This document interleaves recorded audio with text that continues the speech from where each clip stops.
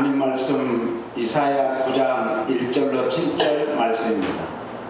우리 교도가겠습니다. 전에 고통받던 자들에게는 흑암이 없으리로다. 옛적에는 여호와께서 스불론 땅과 납달리 땅이 멸시를 당하게 하셨더니 후에는 해변길과 요단 저쪽 이방의 갈릴리를 영화롭게 하셨느니라.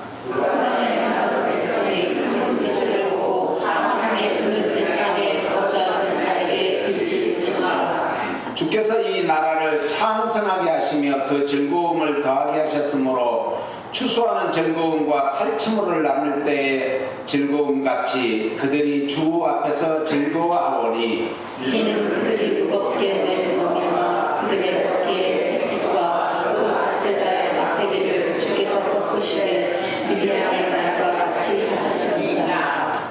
어지러이 싸우는 군인들의 신과 피 묻은 겉옷과 불에 섭같이 사라지리니 이는 하나님과 우리에게 낳고 한 아들을 우리에게 주신다 하였는데 그의 어깨에는 정사를 메었고 그의 이름은 기묘자라 의사라 전능하신 하나님이라 영존하시는 아버지라 평강의 왕이라. 같이요 그 정사와 평강의 더함이 무궁하며 또 다윗의 왕자와 그의 나라에 군림하는 하여 그 나라를 굳게 세우고 지금 이후로 영원히 정의와 공의로 그것을 보존하실 것이라. 만국의 여호와의 열심히 이를 이루시리라. 아멘. 아멘.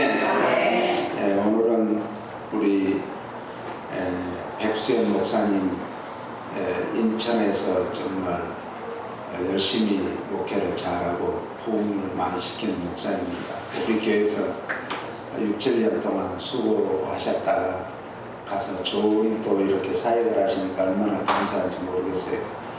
우리 장정현 전도사님도 우리 교회에서 지휘자로 있다가 한국에 어머니가 괜찮으셔서 갔다 와서 또 정말 찬양 인도해 주시니까 감사하고 우리 또 사모님 우리 시연이 이렇게 세 자녀와 같이 왔습니다. 우리 환영하는 마음으로 할렐루야. 흑암 같은 내 인생에 빛이 찾아옵니다. 반드시 빛이 찾아올 줄로 믿고 귀한 말씀 들으시기 바랍니다. 다시 한번 박수로 환영합니다.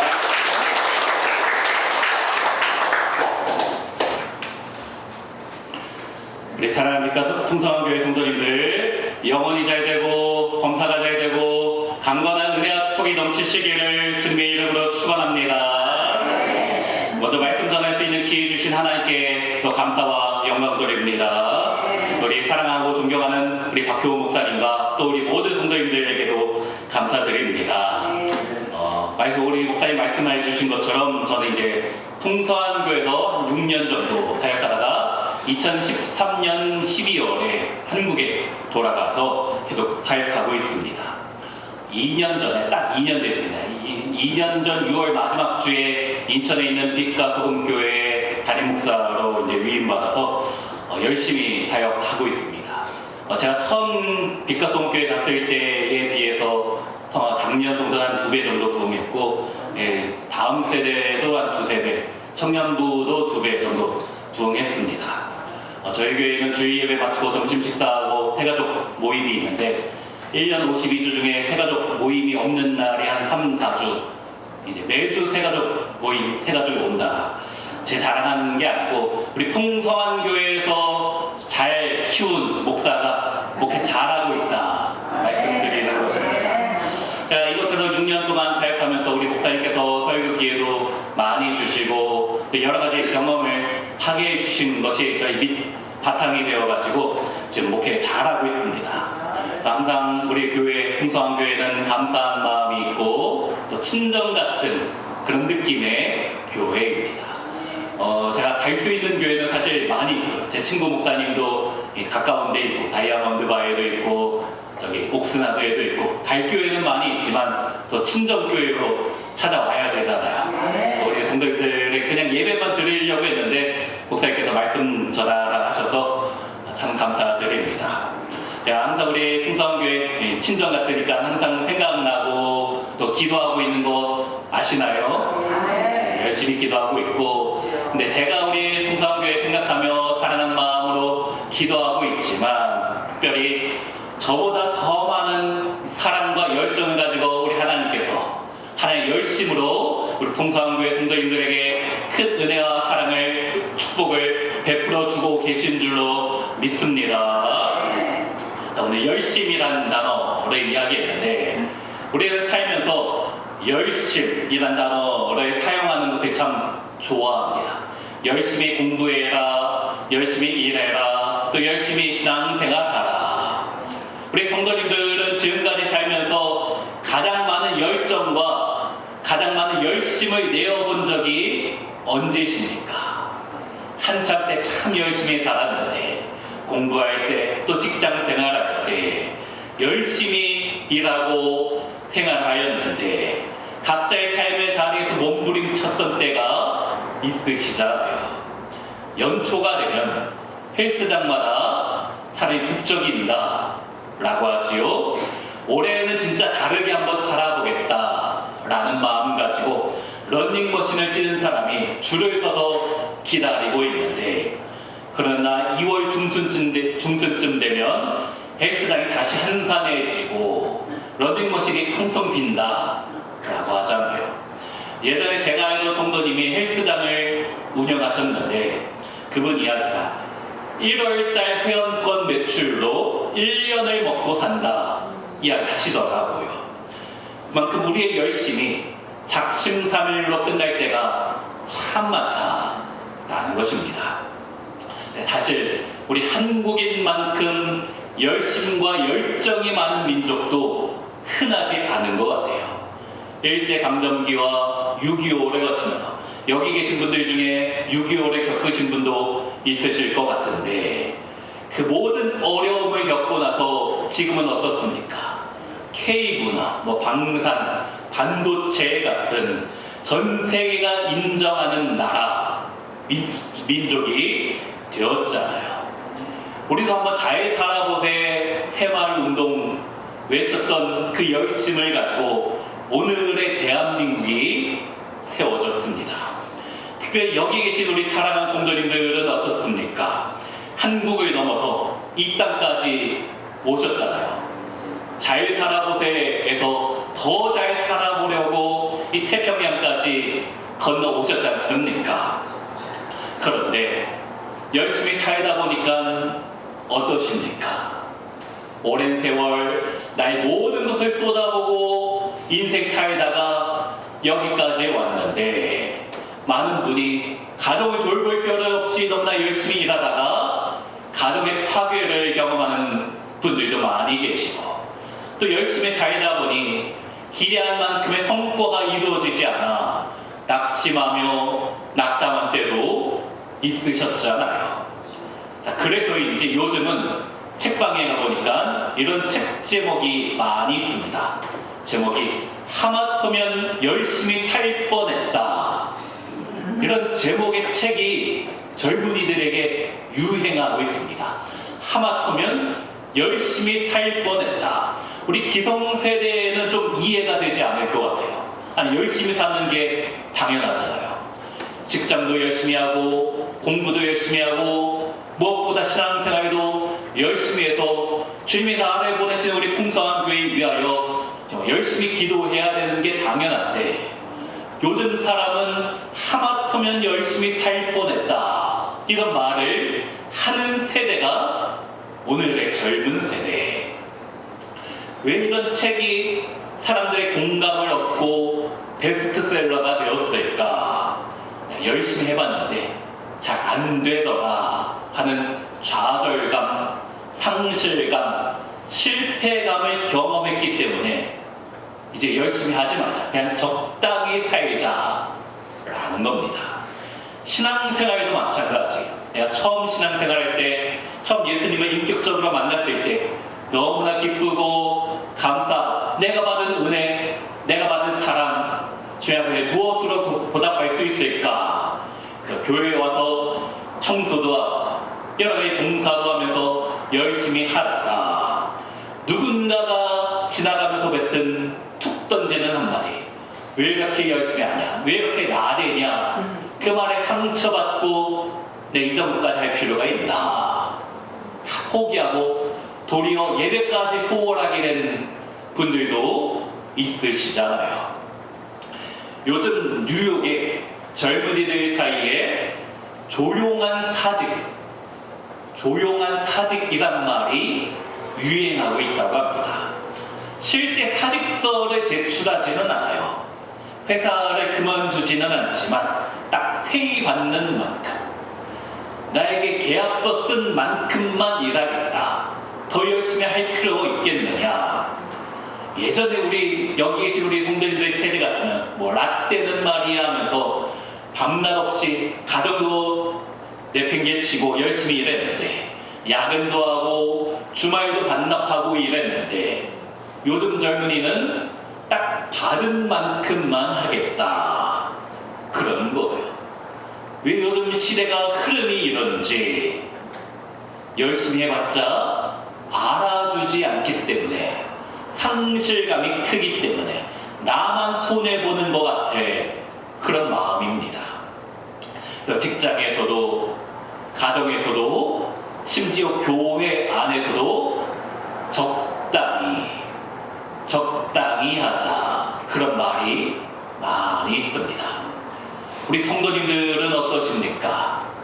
처음 예수님 만났을 때 그 뜨거웠던 감격과 감사가 여전히 있으십니까? 아니면 어느새 적당히 신앙생활 하고 계시는지요?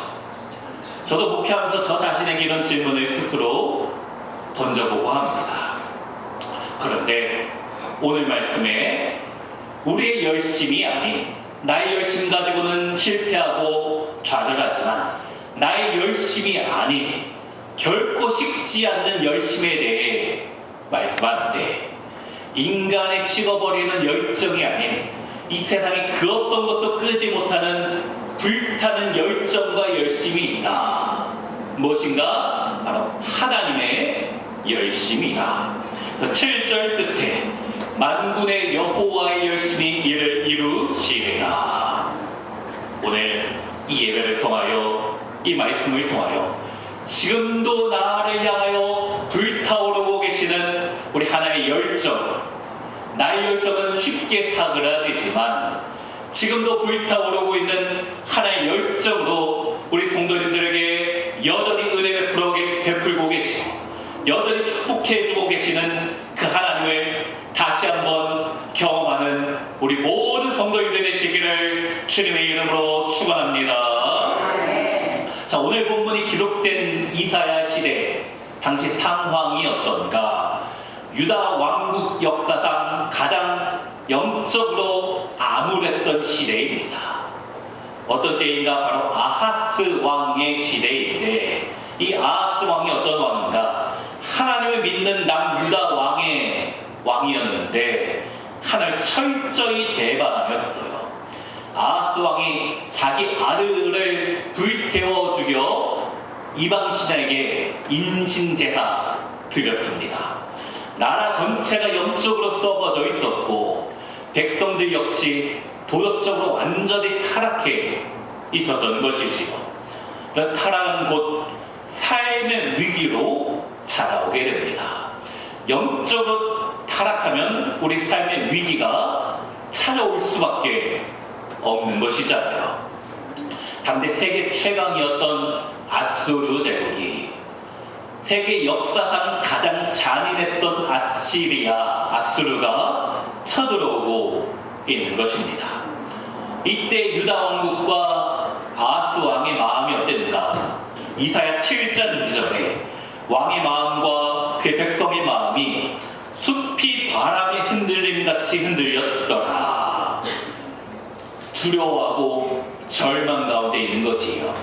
그리고 이런 절망의 모습이 바로 오늘 본문 앞절에, 오늘 본문이 9장 1절부터인데 바로 앞절 8장 22절 보면 땅을 굽어보아도 환난과 흑암과 고통의 흑암뿐이니 그들의 심한 흑암 가운데로 쫓겨 들어가리라. 자, 여기 흑암이란 단어가 3번이나 반복되고 있어요. 그냥 흑암이 아니고 심한 흑암이다.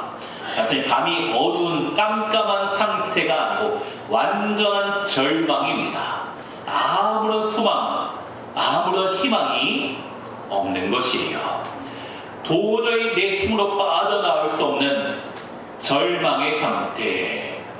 그 상태가 바로 오늘 본문의 이사야 시대의 유다 왕국의 모습이고, 혹시 우리의 모습이 아닌지 생각해 보아야 되는 것입니다. 우리도 열심히 살아보려 했는데 안 되고 실패하고 좌절될 때가 많이 있잖아요. 예상치 못한 경제적 위기를 만나게 되고 평생 건강을 자부하며 살았는데 어느 날 찾아온 의사의 진단을 받고 또 자녀를 위하여 눈물 가운데 기도하였는데 삐뚤어지는 모습을 보면 인생의 깊은 흑암을 경험하게 되는 것입니다.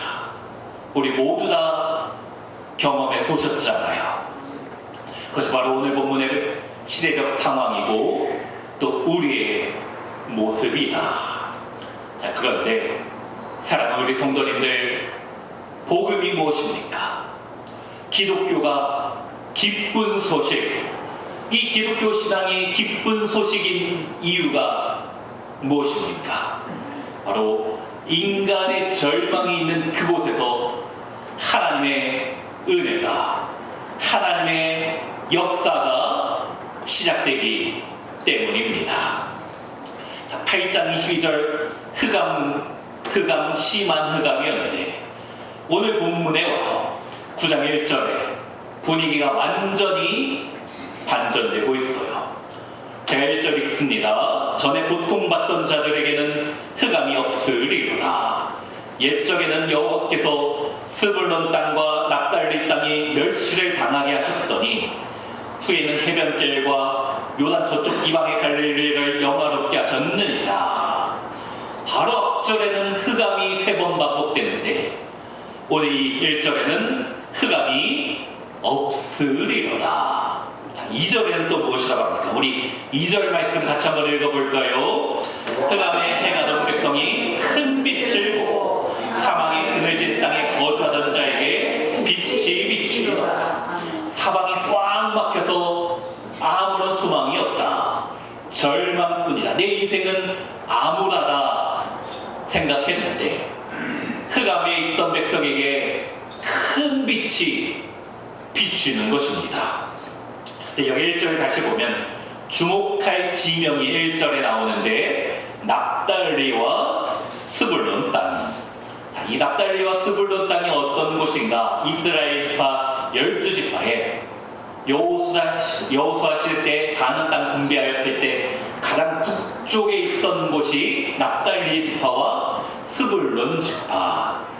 그렇기 때문에 북쪽에서 외세가 침략할 때마다 가장 먼저 약탈당하고 가장 먼저 고통당하던, 가장 먼저 짓밟히던 동네가 이 스불론과 납달리라는 곳이에요.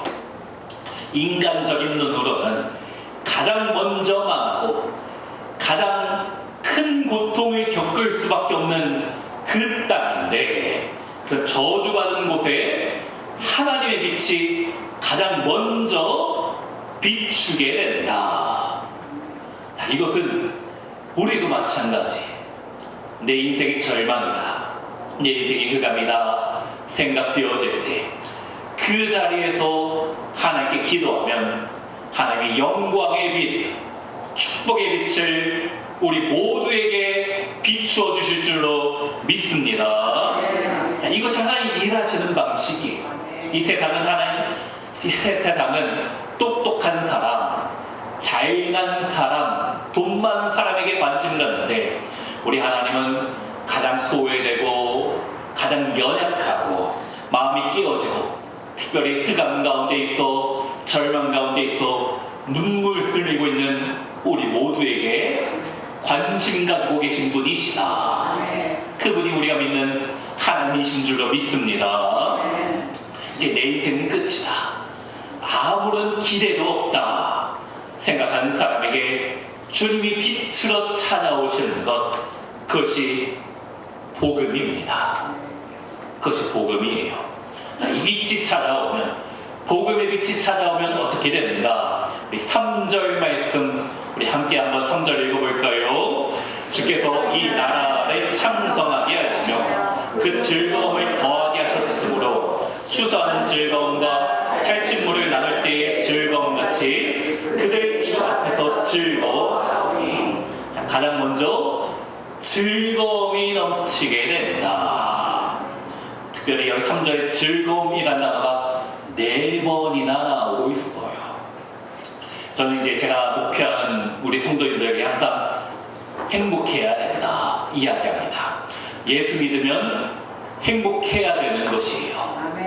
당연한데 예수 믿는데 간혹 교회 다니는데 신앙생활 하는데 별로 행복하지 않으시는 분이 있습니다. 저는 항상 예수 믿고 행복해야 된다. 제가 풍성교회 우리 빛가소원교회에서 자꾸 헷갈리네요. 빛가소원교회에서 담임 목사 되고 첫 번째 설교가 나는 행복한 사람입니다. 라는 제목의 설교를 했었습니다. 자, 행복이 참 얼마 좋은가. 근데 이것은 예수 믿는 사람은 세상이 알 수 없는 행복을, 진짜 행복을 우리는 아는 것이에요. 돈이 많아서 행복한 거 아닙니다. 건강해서 행복한 게 아니에요. 나의 상황과 환경이 좋지 않아도 내 인생이 흑암 같을지라도 예수 믿기 때문에 행복할 수 있는 것입니다. 세상이 줄 수 없는 평안, 세상이 줄 수 없는 행복이 예수 믿는 우리 모두에게 있는 줄로 믿습니다. 그래서 믿음 좋은 분인가 안 좋은 분인가 대충 알아요. 처음 보는 분도 얼굴에 환하게 웃고 있는가 그렇지 않은가 보면 믿음 좋은가 안 좋은가 100%는 아니지만 대충은 압니다. 예수 믿으면 힘들어도 교회 나왔기 때문에 예배 드리기 때문에 웃을 수 있는 거예요. 내 안에 주님의 영광이 있기 때문에, 주님의 빛이 있기 때문에 얼굴이 환하게 밝게 웃을 수밖에 없는 줄로 믿습니다. 제가 평소에는 안경을 안 쓰는데 주일 설교할 때만 안경 쓰거든요. 얼굴이 잘 안 보여요. 네, 이제 다들 웃고 계시지요? 말씀 듣는데 웃음 나올 수밖에 없잖아요. 주님이 말씀을 주시는데 행복할 수밖에 없잖아요. 항상 웃고 기쁘고 행복하게 살아가시는 우리 풍성한 교회 모든 성도님들 되시기를 주님의 이름으로 축원합니다. 왜 그런가? 4절 보면 이는 그들이 무겁게 맨 멍에와 그들의 어깨의 채찍과 그 압제자의 막대기를 주께서 꺾으시되 미디안의 날과 같이 하셨음이니이다. 우리 인생의 짓누르는 무거운 인생의 짐이 있잖아요. 어깨를 사정없이 내리치는 채찍, 숨도 쉬지 못하게 하는 나를 압제하는 그 누군가의 막대기가 그 모든 것이 있지만 주님이 그것을 꺾어주실 것을 믿기 때문에 우리는 행복할 수 있는 것입니다. 특별히 여기 4절 끝에 미디안의 날과 같이 하셨음이니이다. 사사기 7장에 나오는 기드온과 300용사 이야기입니다. 자, 미디안의 압제 아래 이스라엘 백성 7년 동안 고통받고 살았는데 이때 미디안의 군대 수가 13만 5천 명이고 기드온의 군대는 300명, 한 명당 450명과 싸워야 되는 상황입니다. 상식적으로 말이 안 돼요. 이길 수 없는 절망입니다. 그리고 이들이 이스라엘 백성이 들고 있는 무기가 칼이나 창이나 총 같은 최신 무기가 아니고 나팔과 빈 항아리, 그리고 항아리 안에 횃불이 전부였지. 어떻게 했습니까? 잘 아시는 것처럼 300명의 용사가 깜깜한 밤에 미디안 적군 사이에 숨어 들어가서 항아리 속에 횃불을 숨겨갔을 때 이 횃불을 환히 비쳤더니 항아리를 깨뜨리고 나팔을 불었더니 이 미디안의 13만 5천 명이 당황해서 서로 죽였다는 거 아닙니까? 이 미디안의 날이 우리에게 주는 메시지가 무엇입니까? 우리는 할 수 없지만, 내가 내 힘으로 이길 수는 없지만 하나님이 하시면 된다. 하나님이 하시면 승리할 수 있다. 전쟁의 승리는 인간의 힘이나 군사력에 달려있는 것이 아니고 오직 하나님의 손에 달려있다. 인간은 아무것도 하지 않았지만 우리 하나님이 전적으로 승리를 주셨다. 우리는 자주 착각합니다. 내가 무엇인가 더 열정을 내어서, 열심을 내어서 내가 이루어야 내 인생이 성공할 수 있고 잘 살 수 있다. 물론 내가 하나님께서 맡겨주신 사역, 맡겨주신 일을 가정에서든 직장에서든 열심히 해야 되지만 내가 한다고 다 되는 것이 아니에요. 왜 그렇습니까? 내 인생에는 13만 5천 명의 적군이 있기 때문에, 또 나의 죄의 문제, 내 인생의 무거운 짐, 멍해의 문제는 내가 발버둥 친다고 벗겨지는 것이 아닙니다. 주님이 내 인생에 개입해 주셔야 하는 것이에요. 주님, 전 300명의 용사와 같이 아무것도 아닙니다. 아무런 힘이 없습니다. 그러니 주님이 싸워주시옵소서. 주님, 내 삶 가운데 놀라운 일을 행하여 주시옵소서. 그렇게 기도할 때에 하나님, 우리 풍성한 교회 성도님들의 인생 가운데도 크고 놀라운 일을 행하여 주실 줄로 믿습니다. 자, 그러면 하나님이 미디안의 날과 같은 기적과 같은 일을 우리 삶 가운데 어떻게 시작하시는가? 6절 보면, 이는 한 아기가 우리에게 낳고 한 아들을 우리에게 주신 바 되었는데, 사방이 군대에 둘러싸여 있는 전시 상황, 아수르가 쳐들어오고 있기 때문에 강력한 무기나 불패의 군대가 필요한 상황인데, 뜻밖에도 하나님이 보내주신 구원의 카드가 무엇인가? 한 아기이다. 너무나 연약해서 누군가 돌보아 주어야 될 너무나 연약한 아기를 통해서 구원의 역사를 나타내실 것이다. 이 예언이 누구를 가리키는 것입니까? 아기의 모습으로 오신 우리 예수 그리스도, 하늘과 땅의 모든 권세를 가지신 메시아 우리 예수님께서 왜 아기의 모습으로 이 땅에 오셨습니까? 우리처럼 연약해지는 것, 우리처럼 무능력해지는 모습을 통하여서, 그럼에도 불구하고 이분은 하나님이시기 때문에 나의 인생의 무거운 짐을 대신 짊어지는 우리 똑같은 모습, 인간의 모습으로 찾아오셨다. 내 인생의 무거운 짐을 대신 짊어지신다. 자, 이 6절의 예언이 어떻게 성취되는가? 마태복음 4장 14절부터 보면, 이는 선지자 이사야를 통하여 하신 말씀을 이루려 하심이라. 일러스되 스불론 땅과 납달리 땅과 요단강 저편 해변길과 흑암에 앉은 백성이 큰 빛을 보았고 사망의 땅과 그늘에 앉은 자들에게 빛이 비치었도다.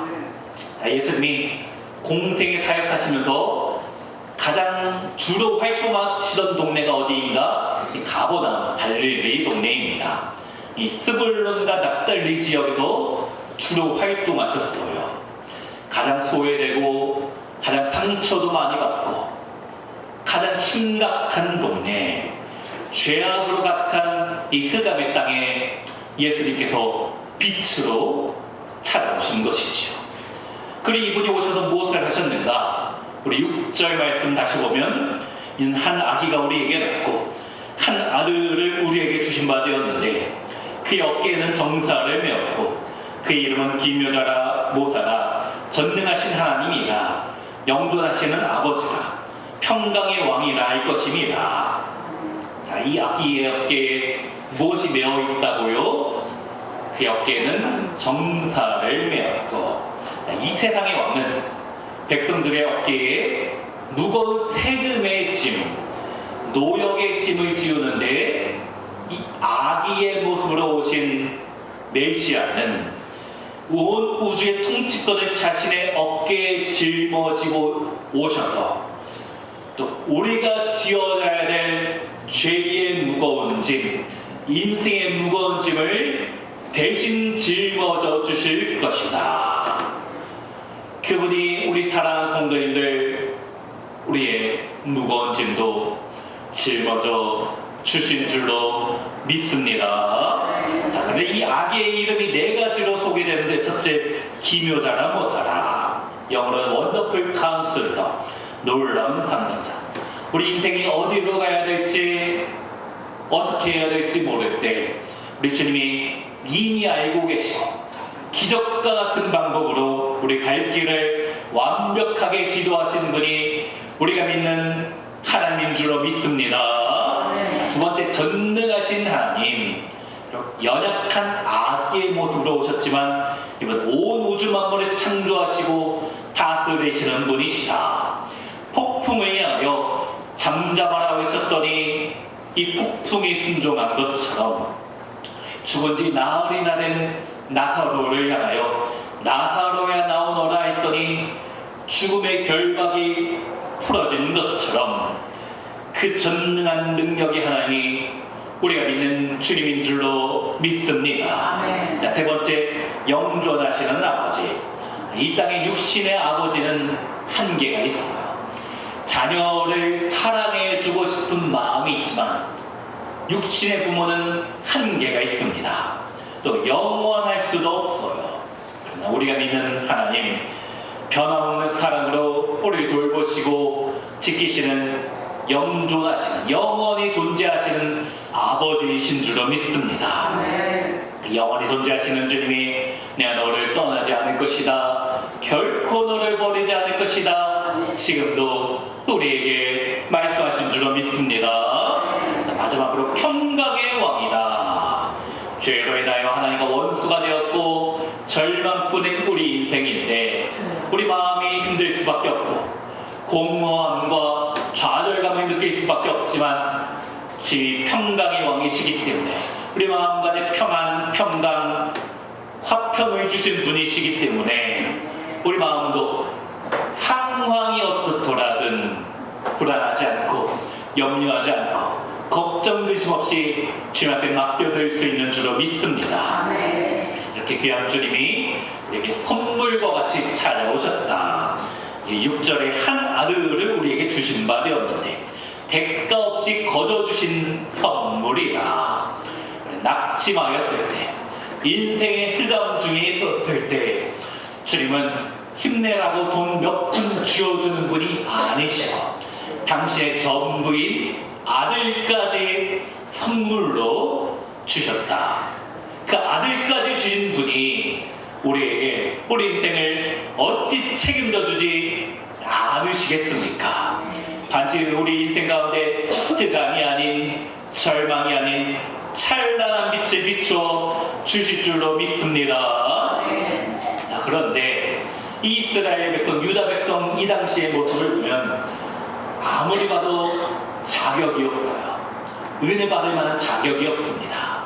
하나님 앞에 심판받고 멸망받을 수밖에 없는 그런 존재인데 왕은 우상 숭배하고 있고 백성들은 미신을 쫓고 하나님 믿지 못해 점쟁이를 찾아다니며 그렇기 때문에 나라가 더 풍전등화 위기 가운데 점점 어려워질 수밖에 없는 것이잖아요. 도무지 구원받을 자격 없는 빵점짜리 인생인데 그들이 노력해서 평화의 왕국을 이루겠다. 불가능합니다. 그런데 7절 마지막에 만군의 여호와의 열심히 이를 이루시리라. 자, 여기 나오는 열심이라는 단어가 히브리어로 키나라는 단어인데 부지런히 일하다, 열심을 내다 그런 단어가 아닙니다. 이 열심은 질투라는 의미가 있어요. 그 뜻을 풀어보면 얼굴이 붉어질 정도로 불타오르는 강렬한 사랑. 자, 우리 성도님들 질투해 본 적 있으십니까? 언제 질투합니까? 내가 별로 관심 없는 사람한테 질투하지 않아요. 내가 좋아하는 사람이 다른 사람과 있으면 왠지 질투심이 생기게 되는 것이잖아요. 내가 목숨처럼 아끼는 사람이 내가 아닌 누군가에게 더 관심 갖고 있는다. 질투할 수밖에 없는 것이에요. 자, 그것이 하나님의 열심이라는 것입니다. 우리 하나님이 우리 풍성한 교회 성도님들 사랑하시는데 적당히 사랑하시지 않습니다. 질투, 하나의 열심으로 사랑하십니다. 우리가 하나님보다 더 사랑하는 것이 있다면, 그래서 죄악의 길에서 방황하고 있다면 주님 터질 것 같은 불타는 열정 가지고 결단하시는 것이요. 내 모든 것을 걸어서라도 반드시 내 백성을 구원하고 말 것이다. 죄에게 내 자녀 빼앗기지 않을 것이다. 이것이 바로 우리 하나님의 열심이다. 그 열심 때문에 우리 예수님 이 땅에 인간의 몸, 아기의 모습으로 오셨잖아요. 십자가에서 대신 죽으실 만큼 당신의 열정을 우리에게 모두 쏟아 부어 주셨습니다. 그 예수님이 십자가에서 돌아가시면서 마지막 외치던 그 한마디, 다 이루었다. 하나의 열심, 질투하신 사랑이 우리에게 온전히 이루어졌다라는 선포입니다. 결국 예수님의 십자가 사랑으로 흑암에 있던 우리에게 아무런 소망도 없고 가망도 없고 절망뿐인 우리 인생 가운데 주님의 빛이 찾아오게 된 것입니다. 요한복음 8장 보면 예수께서 또 말씀하여 이르시되 나는 세상의 빛이니 나를 따르는 자는 어둠에 다니지 아니하고 생명의 빛을 얻으리라. 예수님 믿는 우리에게 더 이상 흑암이 아닌, 어둠이 아닌 참된 생명 빛이 우리에게 주어진 줄로 믿습니다. 성경의 시작이 무엇입니까? 창세기, 하나님이 빛이 있으라 시작하였지. 우리 성경 마지막 장 요한계시록 22장 5절에는 성경이 이렇게 끝납니다. 다시 밤이 없겠고 등불과 햇빛이 쓸데없으니 이는 주 하나님이 그들에게 빛이심이라. 그들이 세세토록 왕노릇 하리로다. 살아가는 우리 풍성한 교회 성도님들, 우리 인생 살다 보면 때로는 너무 깜깜하여 절망뿐이고 흑암뿐이고, 이렇게 해서 내가 어떻게 살 수 있을 것인가 낙심할 때가 많이 있으시잖아요. 깊은 흑암을 만날 때가 우리 모두에게 반드시 있습니다. 열심히 바람나고 열정을 다해 해왔는데 실패하여 도리어 그냥 적당히 하자. 그랬던 우리의 마음, 내 노력, 내 열정으로는 이 수렁을 벗어날 수 없을 것 같은 그런 낙심 가운데 절망하며 살아가는 우리 인생이지만, 그러나 꼭 기억하시기 바랍니다. 우리 주님은 절대 우리 풍성한 교회 성도님들 포기하지 않으신 줄로 믿습니다. 나의 열심은 식어도 우리 하나님의 열심은 반드시 이루어질 것입니다. 불타는 사랑, 키나 질투하는 사랑으로, 식지 않는 사랑으로 사랑하는 성도님들 한 분 한 분에게 반드시 은혜 주시고 반드시 축복해 주실 줄로 믿습니다. 때로 우리 인생 가운데 슬픔이 찾아오고 답답함이 찾아온다 할지라도 때로 뭔가 마음이 아프고 너무 힘들 때 어떻게 해야 됩니까? 누구든지 주 앞에 나아가야 되는 것이에요. 수고하고 무거운 짐진 자들아 다 내게로 오라. 내가 너희를 쉬게 하리라. 그 주 앞에 나아 내 인생의 모든 무거운 짐을 맡겨드리는 우리 성도님들 되시길 바랍니다. 생명의 빛 대신 주님으로 인하여 더 이상 내 인생 가운데 흑암이 사라지고 광명의 밝은 빛이 내 삶 가운데, 우리 가정 가운데, 나의 직장과 사업장 가운데, 또 우리 교회 풍성한 교회 가운데 반드시 비춰질 줄로 믿고, 하나님 반드시 흑암을 물리쳐 주실 줄로 믿고 주님 붙잡고 살아가시는 모든 성도님들 되시기를 주님의 이름으로 축원합니다.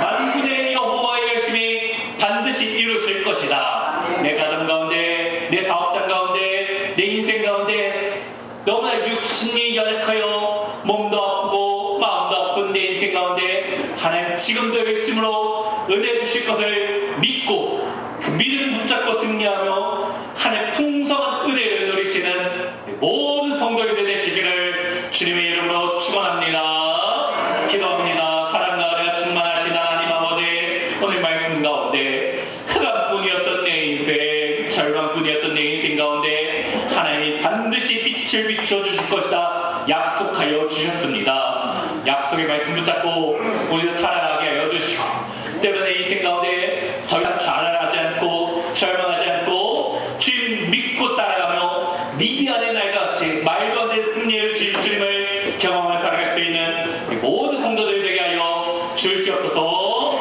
그렇게 하실 주님 믿사오며 사랑 많으신 우리 주